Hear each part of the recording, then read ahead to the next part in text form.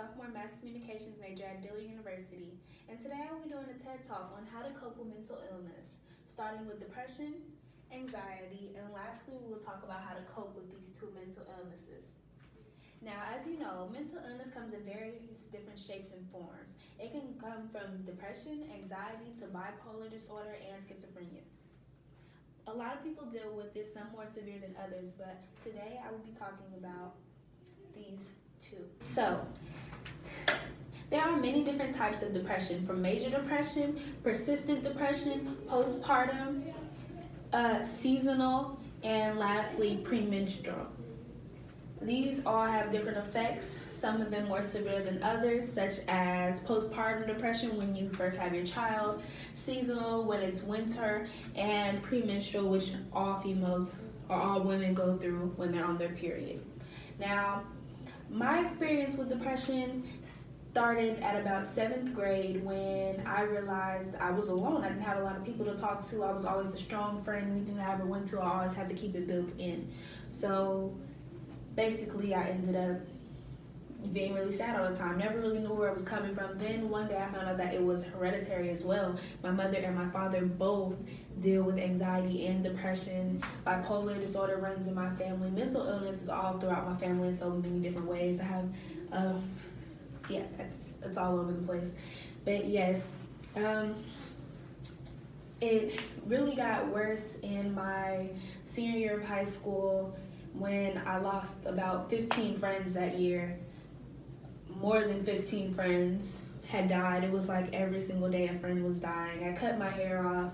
I stopped rapping, stopped doing music, stopped hanging out with people, stopped being that Black Power say it loud woman that I usually was, and I just was in a hole. And for a long period of time I was suicidal. I was wishing that I knew that I couldn't kill myself. I just knew that I wasn't strong enough to kill myself. I would have a panic attack while trying to do it. But I would always wish that, oh, I hope I get hit by a car. I'm just gonna lay there and bleed out. Or I hope someone shoots me so I can just lay there and bleed out. It was really, really bad. And I used to listen to Solange, Cranes in the Sky. That's what I used to do personally. I would listen to Solange, Cranes in the Sky, sit in my room, cry it out, or go in the shower, place this song on repeat until I felt better. That was my way of dealing with it. I never talked to anyone. I kept it built in, kept it inside till this day. So that's my experience with it, and I know people have more severe experiences and some people have less severe, but that's my experience. Now, ways to help if you are not the person going through this, but you know someone going through this is how you help your friend. First, you educate yourself. Educate yourself about the different types of depression. Ask questions so that they know that you're not like your actual hearing ear. You're actually listening. You actually care about what they're talking about. You actually care about what they're going through. And also remind them that they are incredibly strong, because they are. They're holding in a lot, they're going through a lot. Always remind your friend going through this that they are incredibly strong. So we're gonna write this down on the board. Write a few points. So there are many different types of depression. Do your research. People can be suicidal. They can have lack of interest. They can distance themselves. How do you help? Listen. Ask questions. And lastly, do research. Next, we're gonna talk about anxiety. Now, you thought depression was bad. Anxiety is 30 times worse, or at least for me, it's 30 times worse. There are many different types of anxiety. There's general anxiety, obsessive anxiety, which is like OCD, panic disorder, PTSD, and social disorder. So there are unexpected ways that anxiety can show up. It can show up in depersonalization, blurred vision, controlling behaviors, eczema, memory problems, and irritability, right?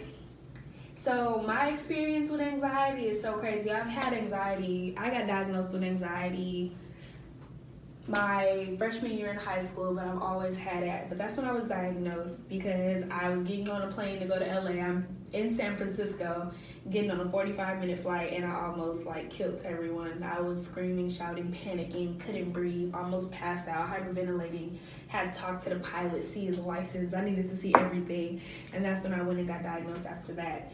But this summer of 2018, I actually experienced anxiety in a way that I've never experienced it before. This summer, I went through a very traumatic experience back in April, and I guess that was the effect of my anxiety being so bad during the summer. Once I went home, I had this panic where I just felt like I was dying. My anxiety made me think different things. It controlled my head. I thought I was dying. So I would sit on the couch in my grandmother's house. That's where I stayed over the summer. And I would look at a calendar, which was about, say the calendar is right here, I would be about this far from it. And I couldn't see the words on the calendar. It said May, and I couldn't read it. So that's when I knew that there was a problem. I had blurred vision.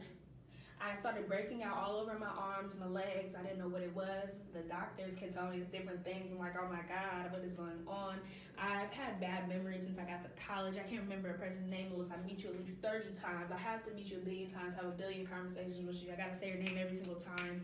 My memory is terrible, and I get irritated very quickly. I thought it was because I'm impatient, but I don't know. I guess it's my anxiety.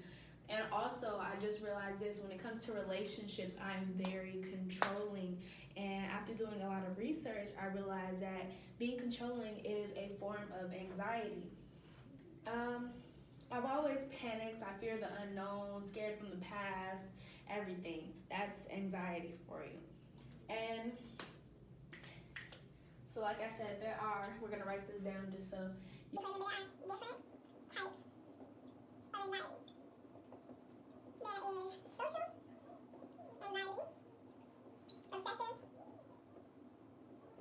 PTSD, and general anxiety. Also remember that anxiety shows up in different ways. It can show up from you being controlling. You might break out and get eczema. Your memory. There's many different ways that anxiety can show up. I thought that wrong. But okay. Lastly, we're going to talk about how to cope with both depression, anxiety, and all mental illness in all, honestly. So, I went online and I researched how to cope with these things, and I also added how I personally cope with these things. So, actually, I feel like I should write in purple just so y'all can see it good. So, Number one, how to cope with anxiety. You can journal.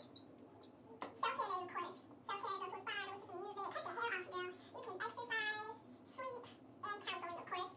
And online tips for depression. Let me write that. They say you can clean your household. Clean up.